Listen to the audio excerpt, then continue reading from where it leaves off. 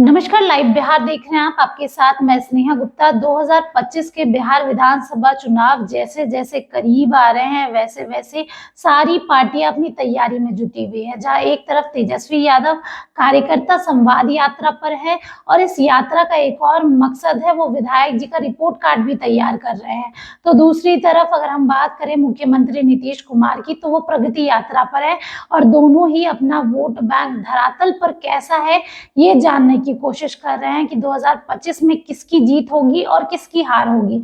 ऐसे में आज हम इस वीडियो में चर्चा करेंगे कि 2020 में जब विधानसभा चुनाव हुए थे तो ऐसी कौन सी महिला उम्मीदवार थी जिन पर सबकी नजर बनी हुई थी, और नजर के साथ कौन जीता कौन हारा ये भी बताएंगे। और 2025 में क्या इन महिला उम्मीदवारों में से किसी को टिकट मिल सकता है इसकी भी जानकारी आपको देंगे।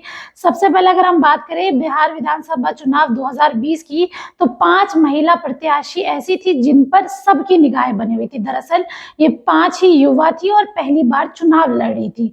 एक और खास बात ये भी है कि ये सारी नेताओं की बेटियां थी।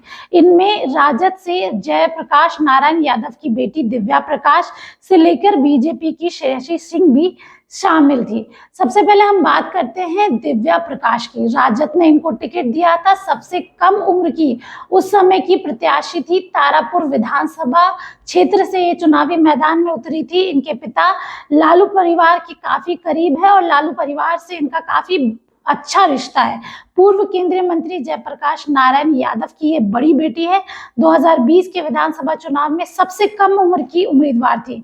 दिव्या ने मेवालाल चौधरी के खिलाफ चुनाव लड़ा था जो कि जेडीयू के थे, और मेवालाल चौधरी को उस समय आपको बता दें कि 64,468 वोट मिले थे और उन्होंने जीत हासिल की थी, और दिव्या को 57,243 वोट मिले थे, जिसके बाद वो हार गई इस सीट से। लेकिन सबसे बड़ी बात यह है कि अगर हम बात करें तो पहली बार चुनावी मैदान में थी और अच्छा प्रदर्शन किया था, दूसरे नंबर पर आई थी।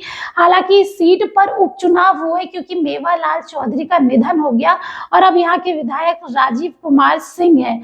अगर हम इस सीट की बात करें तो इस बार भी ऐसी उम्मीदें और ऐसी कयासें लगाई जा रही है कि दिव्या प्रकाश को फिर से इस सीट से टिकट मिलेगा राजद के द्वारा और वो चुनावी मैदान में दिखेंगी। अब तो ये वक्त ही बताएगा कि वो चुनावी मैदान में दिखेगी कि नहीं, लेकिन ये चर्चाएं हो रही है, खबरें आ रही है। अब बढ़ते हैं अगली कैंडिडेट की ओर और अब बात करेंगे कि वीणा देवी की बेटी की। वीणा देवी की अगर हम बात करें तो अभी लोजपा रामविलास में वो है और सांसद है। इसके साथ ही लोजपा सांसद वीणा देवी की बेटी कोमल सिंह गायघाट से चुनाव लड़ी थी लेकिन हार गई। मुजफ्फरपुर डिस्ट्रिक्ट में आता है ये। उनको 36,851 वोट आए थे और तीसरे नंबर पर रही थी इस क्षेत्र में। और इस जगह के विधायक जो है वो निरंजन रॉय हैं, जिनको 59,778 वोट मिले थे। इनकी बेटी की अगर हम बात करें तो ये खूब प्रचार प्रसार में लगी हुई है अभी भी और तैयारी कर रही है कि गायघाट से इनको फिर से टिकट मिलेगा और ये चुनावी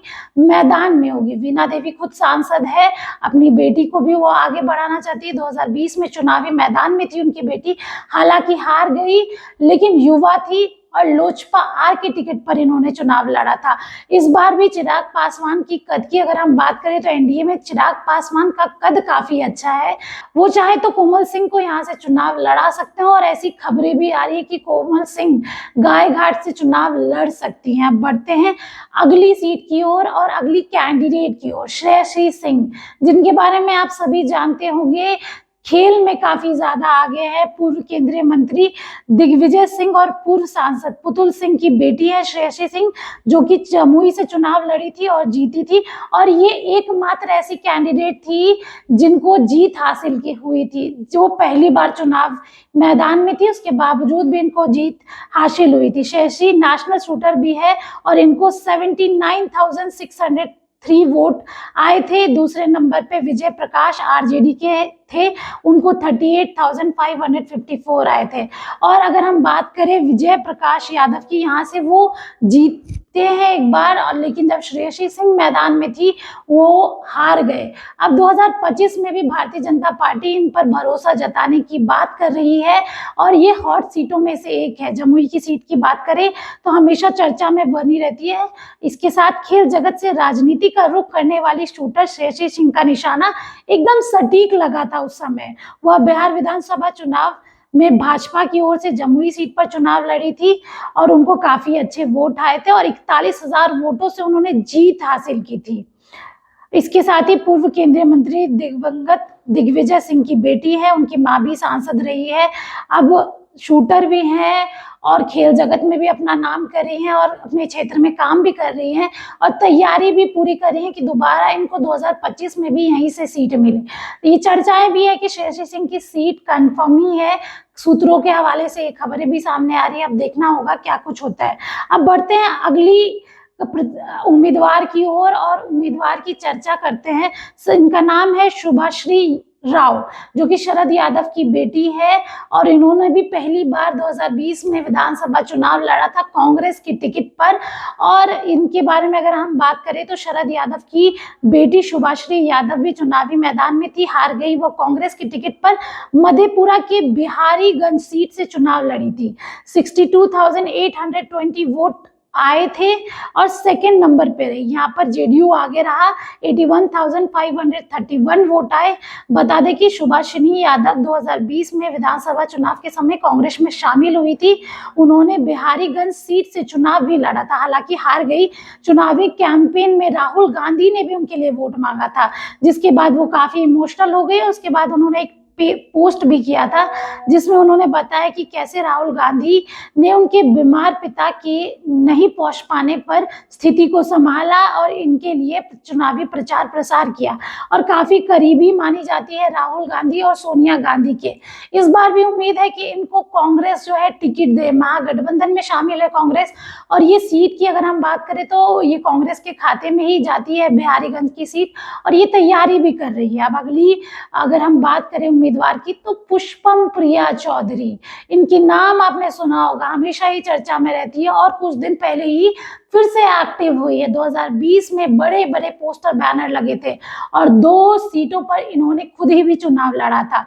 प्लूरल पार्टी की चीफ पुष्पम प्रिया चौधरी पटना के बांकीपुर और मधेपुरा की बिस्फी सीट से चुनाव लड़ी थी, वो दोनों जगह हार गई। बिहार की राजनीति में भारी बदलाव के इरादे से विधानसभा चुनाव में उतरी थी, लेकिन ऐसा कुछ नजर नहीं आया। वह खुद तो 2 सीटों पर चुनाव लड़ ही रही थी, राजधानी पटना की सीट बांकीपुर की, जहाँ के विधायक जो अभी है वो नितिन नवीन है।